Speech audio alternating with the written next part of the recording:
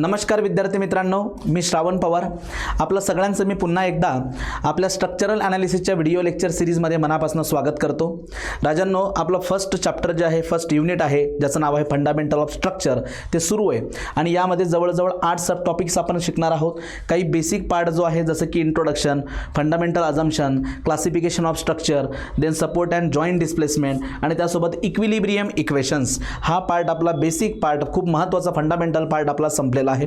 या व्हिडिओ लेक्चरमध्ये आपण डिटर्मिनेट स्ट्रक्चर आणि इनडिटर्मिनेट स्ट्रक्चर हे दोघांमध्ये असणारा जो मेन डिफरन्स आहे तो आपण समजून घेणार आहोत with the help of example. या लेक्चरमध्ये काही पार्ट खूप थेरी पार्ट आहे आणि महत्त्वाचा पार्ट आहे जो एक्झाममध्ये डायरेक्टली विचारला जातो. तर तुम्ही प्रेझेंटेशनच्या फॉर्ममध्ये इथे घेतलेला आहे, त्याला with the help of example मी तुम्हाला खूप चांगल्या पद्धतीने समजून सांगेल. ठीक आहे. आणि शेवटी काही डाऊट असलाच तर त्यासाठी माझा कॉन्टॅक्ट नंबर तुमच्यापर्यंत आहेच, तुम्ही कॉल करून ते डाऊटसुद्धा क्लिअर करू शकतात. मग चला मित्रांनो, आता आपण सुरुवात करूया. स्टॅटिकली डिटर्मिनेट स्ट्रक्चर कोणाला म्हणायचं आणि स्टॅटिकली इनडिटर्मिनेट स्ट्रक्चर कोणाला म्हणायचं. ठीक आहे. Statically determinate, statically indeterminate structure हा थेरी पार्ट जो मी इथं तुमच्या समोर इथं घेतला आहे, अतिशय सोपा पार्ट आहे. 1 बाय 1 सगळं मी तुम्हाला एक्सप्लेन करतो. सगळ्यात आधी बघूया statically determinate structure. Statically determinate structure म्हणजे काय? मग तो स्ट्रक्चर बीम असेल, कॉलम असेल, स्लॅब असेल, बिल्डिंग फ्रेम असेल, ज्याला आपण रिजिड जॉइंटेड स्ट्रक्चर म्हणतो, roof truss, pin jointed structure असेल, तर हे कुठल्याही प्रकारचं स्ट्रक्चर असू द्या, आर्चेस असेल, केबल असेल, कोणतंही स्ट्रक्चर असू द्या, त्याला स्टॅटिकली डिटर्मिनेट आपण तेव्हाच म्हणणार जेव्हा आपण त्याचं कंप्लीट ॲनालिसिस करू शकतो with the help of static equilibrium equations alone. मागच्या लेक्चरमध्ये आपण स्टॅटिक इक्विलिब्रियम इक्वेशनचा अभ्यास केला. हे बघा, coplanar concurrent force system, then coplanar non concurrent force system, non coplanar concurrent, non coplanar non concurrent, हे सगळे स्टॅटिक इक्विलिब्रियम इक्वेशन्स आपण स्टडी केलेत. जर का स्ट्रक्चरचं ॲनालिसिस, कंप्लीट ॲनालिसिस मित्रांनो with the help of static equilibrium equation होत असेल तर त्याला म्हणायचं स्टॅटिकली डिटर्मिनेट स्ट्रक्चर. अहो सर, पण ॲनालिसिस करणं म्हणजे काय? तर जे काही सपोर्ट रिॲक्शन्स आहेत त्यांच्या व्हॅल्यूज फाइंड आउट करणं, जे इंटरनल फोर्सेस डेव्हलप होणार आहेत, axial force, shear force, bending moment, twisting moment, त्यांच्या व्हॅल्यूज फाइंड आउट करणं, यालाच म्हणतो आपण ॲनालिसिस. मग सपोर्ट रिॲक्शन आणि इंटरनल फोर्सेस हे झालेत अननोन. हे काय झालेत? अननोन. आणि नोन गोष्टी काय आहेत? तर स्टॅटिक इक्विलिब्रियम इक्वेशन्स. सो ज्या वेळेस अननोन्स जे आहेत म्हणजे support reaction as well as internal forces हे जर का आपण सॉल्व करत असू with the help of static equilibrium equations alone, so it is known as statically determinate structure. मग हीच डेफिनेशन मित्रांनो मी इथं लिहिलेली आहे. चला आता आपण त्याला समजून घेऊया आणि तशीच डेफिनेशन तुम्हाला एक्झाममध्ये सुद्धा लिहायची. ओके, जर तुम्ही थेरी पेपर देत असाल तर. अदरवाईज जर तुम्ही ऑब्जेक्टिव्हचं तयारी करत असाल तर त्यात काही टेन्शनच नाही, फक्त ही कन्सेप्ट कळणं गरजेचं आहे, त्यावरती प्रश्न तुम्ही सहज सोडवू शकता. चलो, if all unknown internal forces that may be axial force, shear force or bending moment, हे सगळे इंटरनल फोर्सेस आहेत. हे internal forces and reactive forces. What is the meaning of reactive forces? Support reaction. सपोर्टच्या ज्या reaction आहेत त्या सुद्धा unknown असतात आणि जे काही इंटरनल फोर्सेस डेव्हलप होत असतात ते सुद्धा अननोन्स असतात. In a structure can be found using condition of equilibrium alone. ठीक आहे. म्हणजेच काय? Static equilibrium equations alone. जर त्यांचा वापर करून सपोर्ट रिॲक्शन, इंटरनल फोर्सेस सगळं जर फाइंड आउट करता येत असेल, so it is known as the statically determinate structure. त्याला काय म्हणायचं? Statically determinate structure. So it is known as statically determinate structure. येतं लक्षात? आणि जर सॉल्व करता येत नसेल तर, म्हणजे अननोन जर सपोज जास्त असतील, इक्वेशन कमी पडत असतील, अननोन्स आहेत जास्त, इक्वेशन आहेत कमी, अननोन आहेत 4, इक्वेशन आहेत 3, मग त्यावेळेस ॲनालिसिस करता येईल का आपल्याला? तर फक्त स्टॅटिक इक्विलिब्रियम इक्वेशनचा वापर करून ॲनालिसिस होणार नाही. आपल्याला काही एक्स्ट्रा इक्वेशनची गरज लागते आणि तशा प्रकारच्या स्ट्रक्चरला आपण स्टॅटिकली इनडिटर्मिनेट स्ट्रक्चर म्हणतो. थोड्या वेळात त्याला आपण बघूयात. त्याला आपण स्टॅटिकली इनडिटर्मिनेट स्ट्रक्चर म्हणतो. मग आता हे सॉल्व होता याचा अर्थ काय? की जे काही नंबर ऑफ अननोन्स आहेत हे unknowns equal to the equation असतील किंवा लेस दॅन इक्वेशन्स असतील. Which equation? Equation of static equilibrium. So static equilibrium जे इक्वेशन आहेत त्याच्या इक्वल किंवा त्यापेक्षा कमी अननोन जर असतील तर आपण इझिली सॉल्व करू शकतो. मग सेकंड पॉईंट बघा, in this type of structure number of unknowns are equal or less than the equilibrium equations. Equations. तर आपण त्याला सॉल्व करू शकतो. ठीक आहे, हे लक्षात घ्या. तर आपण त्याला काय करू शकतो, सॉल्व करू शकतो. म्हणजे आता बघा, मी एक्झाम्पलच्या पॉईंट ऑफ व्ह्यूने सपोज आता सगळ्यात पहिलं एक्झाम्पल घेतो मित्रांनो. Example number 1. हे बघा, तुम्हाला समजून सांगतो ह्याच गोष्टी parallelly.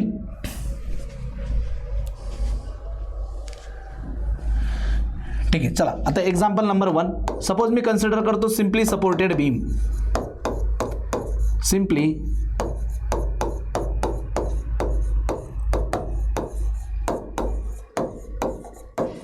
Supported beam. Okay, simply supported beam. तर जनरली हा बीम कसा असणार बघा, सिम्पली सपोर्टेड बीम. एक सपोर्ट कसा असेल त्याचा, hinge. It is hinge support. Okay, आणि हा सपोर्ट कसा असेल, रोलर सपोर्ट. तर या कॉम्बिनेशनला आपण काय म्हणतो मित्रांनो, हिंज आणि रोलर हे कॉम्बिनेशन जर असेल त्याला आपण काय म्हणतो, simply supported beam. Simply supported beam. तर या ठिकाणी चेक करा तुम्ही, नंबर ऑफ अननोन्स किती आहेत. नंबर ऑफ अननोन्स आपल्याला चेक करायचं. सगळ्यात आधी चेक करायचं सपोर्ट रिॲक्शन. हे बघा, सपोर्ट रिॲक्शन.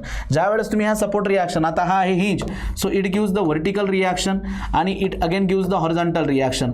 अशा दोन रिॲक्शन हा देणार, vertical reaction at A, horizontal reaction at A. So total support reaction A ला किती मिळाल्यात, 2. आणि या ठिकाणी मित्रांनो हा रोलर असल्यामुळे फक्त एकच सपोर्ट रिॲक्शन देणार, व्हर्टिकल रिॲक्शन ॲट बी. म्हणजे किती रिॲक्शन दिली याने, 1. तर टोटल अननोन किती आलेत, 2 + 1. ही एक रिॲक्शन आहे का नाही, 2 + 1.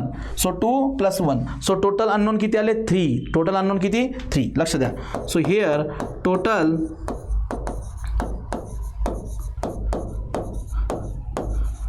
unknowns are equal to 3.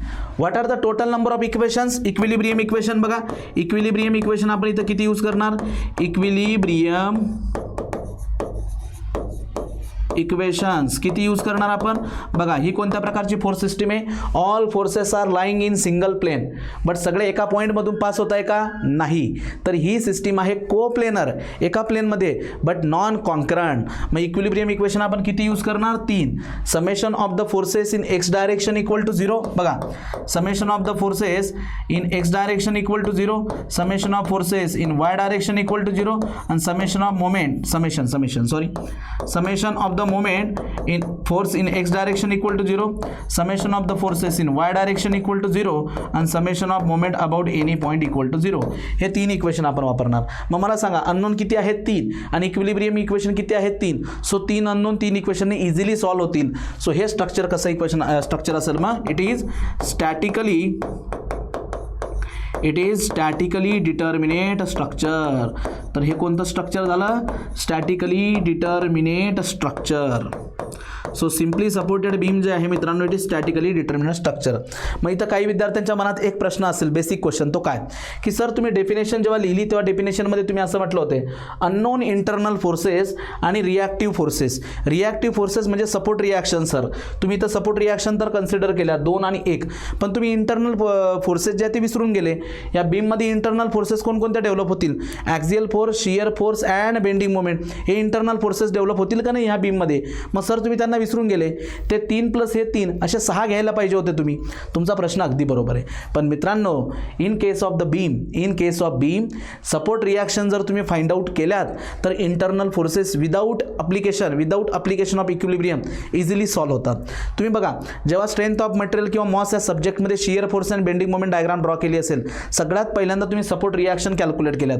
एकदा सपोर्ट रिॲक्शन कॅल्क्युलेट झाल्यात का तुम्ही easily shear force, bending moment, axial force easily calculate करू शकतात by using simple mathematics. Algebraic sum of vertical forces, shear force, algebraic sum of the moment due to force, bending moment, ते easily calculate करू शकतात. म्हणजे in case of the beam problem only ज्या support reaction असतात त्याच असतात unknown. Internal forces सहज calculate करू शकतो आपण. सो हे झालं फॉर सिम्पली सपोर्टेड बीम. जर स्ट्रक्चर मी दुसरं कन्सिडर केलं, इथं बघा लक्ष द्या, कॅन्टिलिव्हर.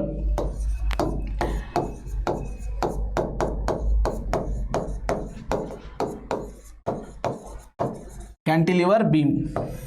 ओके, हा झाला simply supported beam, cantilever beam.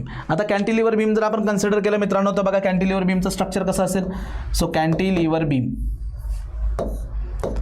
One end is the fix आणि other end is free. Okay, याला थोडंसं बाजूला घेऊन घ्या तुम्ही इकडे.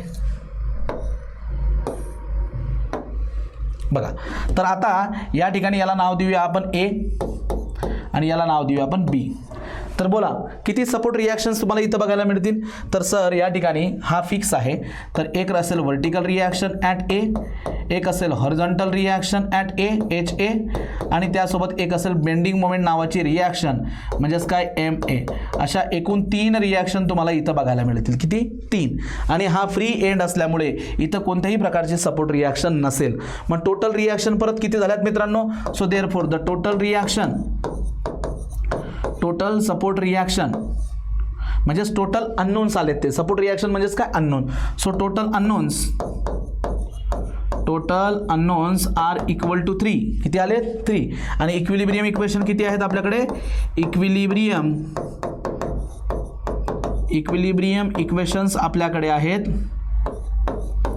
इक्वेशन्स आहेत 3. सो 3 इक्वेशन आहेत, 3 अननोन्स आहेत, इझिली सॉल्व्ह होऊ शकतात. So it is known as the determinate structure. तर हे कोणत्या प्रकारचं स्ट्रक्चर आहे? Determinate structure.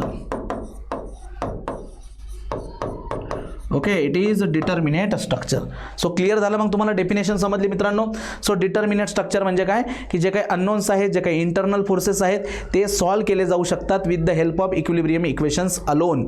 आणि यामध्ये जे अननोन्स असतात त्यांची संख्या इक्विलिब्रियम इक्वेशनच्या संख्या एवढी असेल किंवा त्यापेक्षा कमी असेल. त्यानंतर आणखी काही महत्त्वाचे पॉईंट्स आहेत.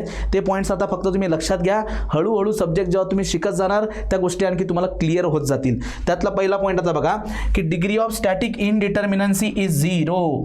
डिग्री ऑफ स्टॅटिक इनडिटर्मिनन्सी म्हणजे काय? पुढे आपल्याला काढायची ती डिटर्मिनंट स्ट्रक्चरची 0 असते. आता हा पॉईंट फक्त इथं लक्षात घ्या. या चॅप्टरमध्ये जेव्हा मी पुढे डिग्री ऑफ स्टॅटिक इनडिटर्मिनन्सी काढायला शिकवेल तेव्हा तुम्हाला लक्षात येईल की डिटर्मिनंट स्ट्रक्चरची ती 0 का असते ते. कारण आता फक्त हा पॉईंट इथं लक्षात घ्या. डिग्री ऑफ स्टॅटिक इनडिटर्मिनन्सीची व्हॅल्यू किती असते मित्रांनो? 0 for determinate structure. For determinate structure त्याला असं लिहिलं जातं. डिग्री ऑफ स्टॅटिक इनडिटर्मिनन्सीची व्हॅल्यू किती असते? 0. ठीक आहे. Next, no need of additional equation for analysis. Additional इक्वेशनची गरज नाही आहे आपल्याला, बिकॉज इक्विलिब्रियम इक्वेशन्स अलोन, जे इक्विलिब्रियम इक्वेशन्स आहेत ते एकटेच पुरेसे आहेत. ॲडिशनल इक्वेशनची आपल्याला गरज इथं मुळीच नाही आहे. Equilibrium equations are sufficient for the analysis of determinate structure. त्यानंतर महत्त्वाचे पॉईंट बघा. In this type of structure, this type of structure is uneconomical. हे स्ट्रक्चर कसं असतं? Uneconomical as compare to indeterminate structure. Indeterminate स्ट्रक्चरच्या कंपॅरिझनमध्ये हे स्ट्रक्चर थोडंसं खर्चिक असतं, अनइकॉनॉमिकल असतं. का ते तुम्हाला थोड्याच वेळात मी सांगणार आहे. हा पॉईंट जो आहे हा पॉईंट थोड्याच वेळात मी एक्सप्लेन करेन. फक्त आता सध्या रीड करा. लगेच इनडिटर्मिनेट स्ट्रक्चरच्या वेळेला मी तुम्हाला एक्सप्लेन करतो. ॲडिशनल स्ट्रेसेस जे असतात मित्रांनो, additional stresses it is due to the sinking of support. Temperature rise झालं किंवा टेम्परेचर ड्रॉप झालं, फॅब्रिकेशन करत असताना जे काही ॲडिशनल स्ट्रेसेस डेव्हलप होत असतात ते डिटर्मिनेट स्ट्रक्चरमध्ये डेव्हलप होत नाही, because it is free to expand. सॉमध्ये आपण कन्सेप्ट शिकतो थर्मल स्ट्रेसेस किंवा temperature stresses. When there is a cantilever beam or simply supported beam, जेव्हा तुम्ही त्याला टेम्परेचर राईज करणार तो बीम फ्रीली एक्सपांड करतो. आणि when there is a free expansion there is no additional stresses. So टेम्परेचरमुळे म्हणा किंवा सिंकिंग ऑफ सपोर्टमुळे म्हणा, सेटलमेंट ऑफ सपोर्टमुळे किंवा फॅब्रिकेशनमुळे याच्यामध्ये कोणत्याही प्रकारचे ॲडिशनल स्ट्रेसेस डेव्हलप होत नाही डिटर्मिनेट स्ट्रक्चरमध्ये. So additional stresses are not developed due to सपोर्टची सेटलमेंट असेल, टेम्परेचर राईज और ड्रॉप असेल किंवा फॅब्रिकेशनमध्ये काही एरर्स आले असतील त्यामुळे सुद्धा. त्यालाच आपण फॅब्रिकेशन एरर म्हणजेच त्याला आपण लॅक ऑफ फिट म्हणतो. Lack of फिटची concept. 2 मीटरचं डायमेन्शन लागत होतं पण तुम्ही 2 मीटरपेक्षा जास्त प्रोव्हाइड केलं किंवा 2 मीटरपेक्षा कमी प्रोव्हाइड केलं, याला फॅब्रिकेशन एरर म्हणतात. आणि हा सगळ्यात महत्त्वाचा पॉईंट शेवटचा की बेंडिंग मोमेंट जो काही डेव्हलप होत असतो ना प्रत्येक सेक्शनमध्ये, बेंडिंग मोमेंट जो डेव्हलप होत असतो कुठेही सेक्शनमध्ये, it is not depends upon the cross sectional dimension. It is not depends upon the cross sectional dimension. Cross सेक्शनवरती डिपेंड करत नाही, क्रॉस सेक्शन एरियावरती डिपेंड करत नाही. तर याचे एक्झाम्पल काय? एक्झाम्पल आताच आपण तिकडे बघितले पुढच्या पेजवरती. Simply supported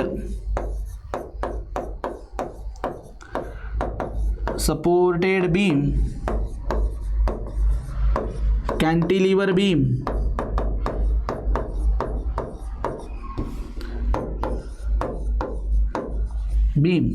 etcetera. हे त्याची एक्झाम्पल आहे. These are the examples. ठीक आहे, simply supported beam, cantilever beam. परत एकदा आपण सगळ्या गोष्टी रिकॉल करूया. पॉईंट नंबर 1 की जे काही अननोन इंटरनल रिॲक्शन्स असतील, जे अननोन सपोर्ट रिॲक्शन्स असतील, या सगळ्याच्या सगळ्या फक्त आपण स्टॅटिक इक्विलिब्रियम इक्वेशनचा वापर करून सॉल्व्ह करतो. त्या टाईपच्या स्ट्रक्चरला म्हणायचं डिटर्मिनंट स्ट्रक्चर.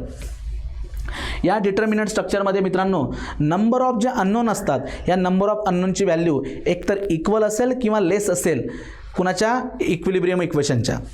नेक्स्ट याच्यामध्ये डिग्री ऑफ स्टॅटिक इनडिटर्मिनन्सी 0 असतो. ॲडिशनल इक्वेशनची गरज नसते फॉर ॲनालिसिस. आणि हे जे स्ट्रक्चर आहे मित्रांनो इनडिटर्मिनेटच्या कंपॅरिझनमध्ये अनइकॉनॉमिकल असतं, थोडंसं खर्चिक असतं. का ते तुमच्या लक्षात येईलच पुढे. ॲडिशनल स्ट्रेसेस यात डेव्हलप होत नाही आणि बेंडिंग मोमेंटची value does not depends upon the cross sectional area. ठीक आहे, बेंडिंग मोमेंट यावरती डिपेंड करत नाही. तर ह्या काही महत्त्वाचे थेरी पॉईंट्स आहेत. हे पॉईंट आता मी थोडंसं बाजूला होईल, तुम्ही व्हिडिओ पॉज करायचा, 1 बाय 1 सगळे पॉईंट तुमच्या रायटिंगने लिहून काढा. ठीक आहे, चलो मग आपण सेकंड टाईपचं स्ट्रक्चर बघू. व्यवस्थित हे सगळे पॉईंट 1 बाय 1 तुम्ही तुमच्या रायटिंगमध्ये लिहा मित्रांनो. आणि एकदा लिहून झाल्यानंतर मग परत व्हिडिओला काय करायचं, प्ले करायचं. ठीक आहे, आणि आता आपण सेकंड टाईप ऑफ स्ट्रक्चर बघूयात, statically indeterminate structure. Statically indeterminate structure.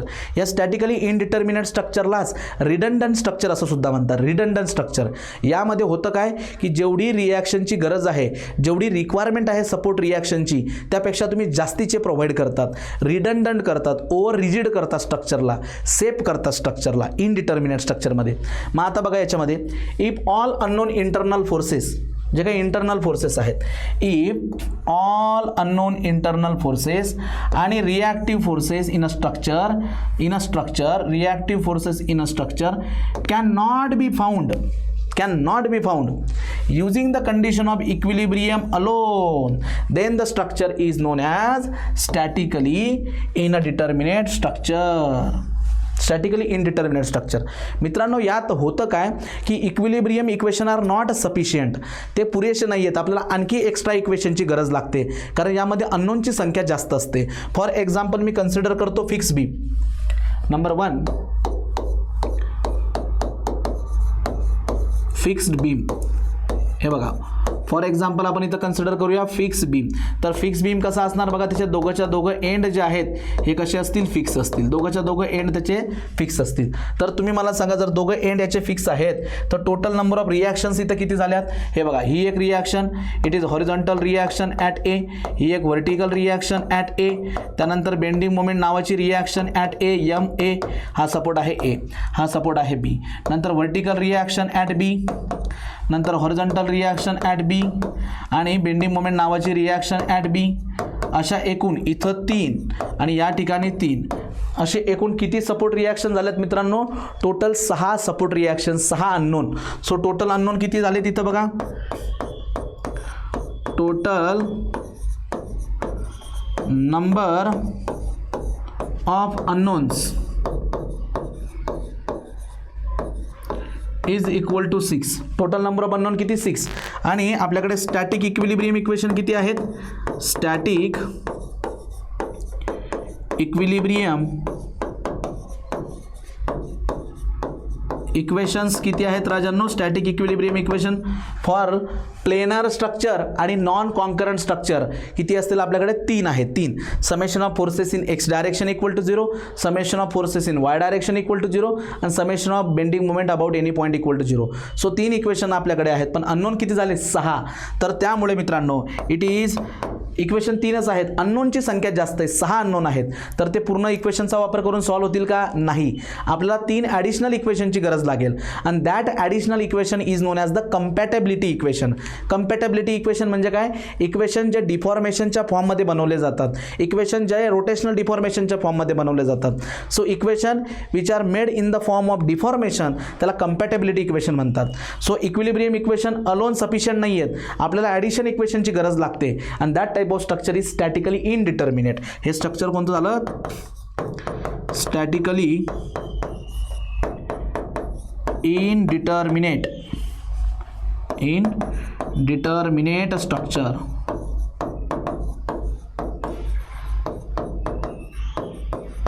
So in statically indeterminate structure equation of equilibrium are not sufficient, extra इक्वेशनची रिक्वायरमेंट असते, that extra equation is known as compatibility equation. ठीक आहे, मग इथं 3 इक्वेशनची गरज लागेल आपल्याला एक्स्ट्रा.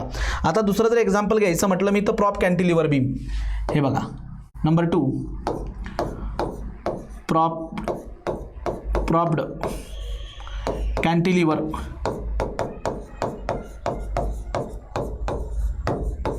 बीम. बघा प्रॉप्ड कॅन्टिलिव्हर बीम हा असा असतो, एक सपोर्ट याचा इथं फिक्स आहे आणि एक सपोर्ट जो आहे तो फ्री नाही, त्याला फक्त एक सिंपल सपोर्ट खालून एक सपोर्ट ठेवला आहे फक्त, असा एक सिंपल सपोर्ट. जसं तुम्ही स्लॅबला बघतात ना, स्लॅब जेव्हा कास्टिंग चालू असते त्याच्या खाली स्टीलचे बघा प्रॉप उभे केलेले असतात, प्रॉप फक्त एक सपोर्ट व्हर्टिकल सपोर्ट, तर हा प्रॉप आहे. मग याच्या रिॲक्शन किती असतील बघा, टोटल रिॲक्शन इथे एक व्हर्टिकल रिॲक्शन VA, इथे एक हॉरिझॉन्टल रिॲक्शन HA, इथं बेंडिंग मोमेंट नावाची रिॲक्शन MA, आणि हा आहे आपला A सपोर्ट, हा B आहे B, इथं व्हर्टिकल रिॲक्शन VB, ही एक व्हर्टिकलच रिॲक्शन आहे VB. सो टोटल रिॲक्शन किती झाल्यात मित्रांनो, या ठिकाणी 3 आणि या ठिकाणी 1, या ठिकाणी 1. सो 3 + 1 असे किती झाले 4. सो टोटल अननोन किती आता इथं बघा, total unknowns are equal to 4 आणि इक्विलिब्रियम इक्वेशन किती आहेत आपल्याकडे, equilibrium equations are equal to 3. मग इक्वेशन्स आहेत 3 पण अननोन आहेत जास्त, 4 आहेत ना, जास्तीचे अननोन आहेत. So it is indeterminate structure, indeterminate structure म्हणजे रिक्वायरमेंटपेक्षा तुम्ही काय करताय, जास्तीचे अननोन प्रोव्हाइड करताय, जास्तीच्या support reaction. So it is known as the indeterminate. आणि हे इनडिटर्मिनेट स्ट्रक्चर जे असतात ना मित्रांनो, हे इनडिटर्मिनेट स्ट्रक्चर हे ॲनालिसिस करायला थोडेसे जड जातात, कारण सपोर्ट रिॲक्शन जास्त आहेत म्हणून. पण तुम्हाला एक सांगू का, हे स्ट्रक्चर सेफ असतात, सेफ स्ट्रक्चर असतात. आता सेफ कशामुळे असतात, कारण तुम्ही गरजेपेक्षा जास्तीच्या रिॲक्शन इथं देताय, स्ट्रक्चर तुम्ही सेफ करताय, त्यामुळे छोटे छोटे क्रॉस सेक्शनची आपल्याला गरज पडते, छोटे छोटे क्रॉस सेक्शन आपण इथं प्रोव्हाइड करतो. म्हणून इट इज, हे जे स्ट्रक्चर असतात हे इकॉनॉमिकल असतात. हे कसे असतात, इकॉनॉमिकल. फॉर एक्झाम्पल बघा तुम्हाला मी इथं सांगतो, हे बघा जर तुम्ही एक सिम्पली सपोर्टेड बीम कन्सिडर केला असता, हा बघा सिम्पली सपोर्टेड बीम जर आपण इथं कन्सिडर केला आणि यावरती जर UDL अप्लाय केला, UDL याच्यावरती UDL अप्लाय केला, सपोज मी UDL uniformly distributed load of magnitude small w per metre, तर मित्रांनो याच्यामध्ये जे डिफ्लेक्शन येणार आहे बघा, हे जे डिफ्लेक्शन येणार आहे ना, डिफ्लेक्शन हे बघा, it is our maximum deflection. So याच्यात येणारं जे मॅक्झिमम डिफ्लेक्शन असतं ते असतं बघा, लक्षात घ्या 5/3 time 84 WL⁴ divided by EI, ही आहे मॅक्झिमम डिफ्लेक्शनची व्हॅल्यू, मॅक्झिमम डिफ्लेक्शनची value in case of the simply supported beam AB. पण सेम जर लोड मी घेतला आता फिक्स बीमवरती, सेम लोड जर मी फिक्स बीमवरती घेतला, लक्षात घ्या फिक्स बीमवरती, तर याचा डिफ्लेक्टेड शेप असा असतो, it is the deflected shape due to UDL. मग बघा इथं जे काही डिफ्लेक्शन आहे, मॅक्झिमम डिफ्लेक्शन राजांनो, हे जे काही मॅक्झिमम डिफ्लेक्शन आहे ना in case of the fix beam F ने डिनोट करतो मी फिक्स बीम, इट इज 1/5 हा आहे UDL again 1/5 of maximum deflection in case of the simply supported beam. तर हे सिम्पली सपोर्टेडमध्ये जे मॅक्झिमम डिफ्लेक्शन आहे त्याच्या 1/5, म्हणजे जर सपोज इथं 5 mmचं असेल तर त्याला डिवाइड करा 5 नाही, इथं एकच mmचं डिफ्लेक्शन असतं, फक्त 1 mmचं. मग याचा डिफ्लेक्शनचा फॉर्म्युला कसा येणार, मॅक्झिमम डिफ्लेक्शन फॉर्म्युला याला 5ने जर डिवाइड केलं तर 1/384 WL⁴ डिवायडेड बाय EI. म्हणजे तुमच्या लक्षात येतं आहे का, जेव्हा तुम्ही फिक्स बीम प्रोव्हाइड करणार तर डिफ्लेक्शनचं प्रमाण झालं कमी, तर जो काही क्रॉस सेक्शन तुम्ही प्रोव्हाइड करणार तो पण छोटा प्रोव्हाइड करणार. मग छोटा जर क्रॉस सेक्शन प्रोव्हाइड करणार, क्रॉस सेक्शन छोटा म्हणजे मटेरियल वाचलं म्हणजे स्ट्रक्चर इकॉनॉमिकल झालं. म्हणून इनडिटर्मिनेट स्ट्रक्चर जे असतात ते सेफ पण असतात आणि इकॉनॉमिकल पण असतात, बिकॉज छोटासा क्रॉस सेक्शन रिक्वायर्ड असतो as compare to the determinate structure. म्हणून बघा मी डिटर्मिनेट स्ट्रक्चरमध्ये हा पॉईंट इथं म्हटला होता की दिस टाइप ऑफ स्ट्रक्चर म्हणजे determinate structure it is uneconomical as compare to indeterminate, कारण इनडिटर्मिनेट स्ट्रक्चरमध्ये क्रॉस सेक्शन छोटे असतात म्हणून त्याचं ते इकॉनॉमिक होतं डिझाईन. क्लिअर झालं तुम्हाला. तो पॉईंट समजला. मग आता येऊया परत. सो अननोन जे आहेत सगळे इक्विलिब्रियम इक्वेशनने सॉल्व्ह होत नाही, एक्स्ट्रा इक्वेशनची गरज लागते आपल्याला, लक्षात घ्या. आता दुसरा पॉईंट, आता सगळे पॉईंट सिंपल आहेत, इझिली तुम्हाला कळतील आता. So this type of structure is also known as the redundant structure. याला काय म्हणतात? Redundant structure, because extra equation आहेत. रिडंडंट म्हणजे काय? जास्तीच्या इक्वेशन रिॲक्शन्स आहेत. In this type of structure number of unknowns are more than equilibrium equation. Equilibrium इक्वेशनपेक्षा जास्तीचे अननोन आहेत इथं. एक्झाम्पलमध्ये आपण समजून घेतलं. Degree of static indeterminacy not equal to 0. हे तुम्हाला पुढच्या लेक्चरमध्ये कळेल. Degree of इनडिटर्मिनन्सी not equal to 0 असते इनडिटर्मिनेटची, पण डिटर्मिनेटची 0 असते. Additional equations are required and that equation are known as the compatibility equation. Additional equation known as compatibility equations are required. Compatibility equations are required for the analysis. फक्त static equilibrium इक्वेशनने इथं काही होत नाही, आणखी ॲडिशनल इक्वेशनची गरज लागते आपल्याला. आणि that additional equation is known as the compatibility equation. आणि कंपॅटेबिलिटी इक्वेशन म्हणजेच काय? Equation form in the form of deflection. मग एकदा गेटमध्ये याच्यावर प्रश्न विचारला होता. स्टॅटिकली इनडिटर्मिनेट स्ट्रक्चर खाली ऑप्शन होते. Can be solve using the equilibrium equation alone, can not be solved at all, can be solved with the help of compatibility equation alone, can be solved with the help of equilibrium equation as well as compatibility equation.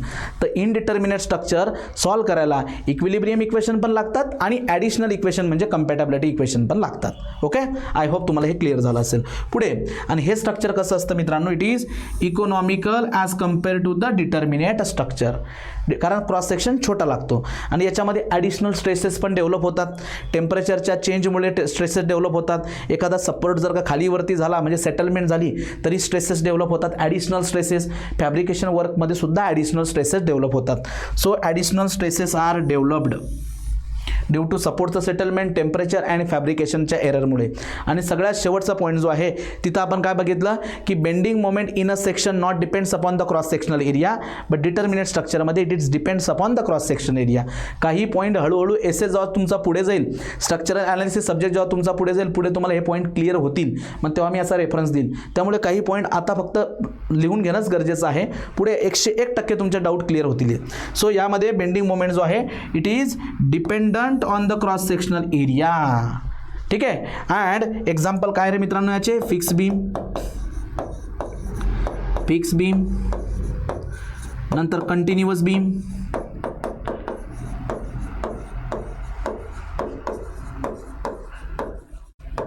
Prop cantilever beam,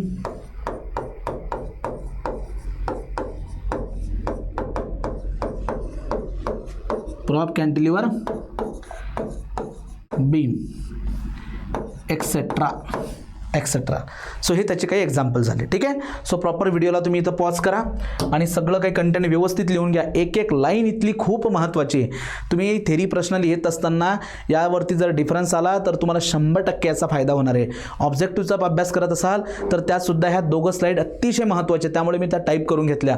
एकही point इथला miss व्हायला नको म्हणून. ठीक आहे. तर व्यवस्थित त्याला काय करा मित्रांनो, तुम्ही नोट डाऊन करून घ्या.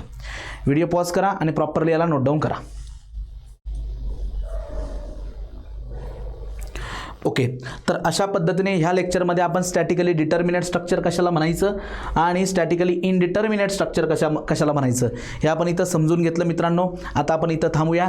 नेक्स्ट व्हिडिओ लेक्चरमध्ये आपण सुरू करूयात डिग्री ऑफ स्टॅटिक इनडिटर्मिनन्सी टॉपिकला, डिग्री ऑफ रिडंडन्सी टॉपिकला. ठीक आहे. सो तो काय आहे आणि कसा सॉल्व्ह करतात ते आपण समजून घेणार आहोत नेक्स्ट व्हिडिओ लेक्चरमध्ये. यात तुम्हाला काही डाऊट असतील तर ते डाऊट तुम्ही नक्कीच मला विचारा. ओके.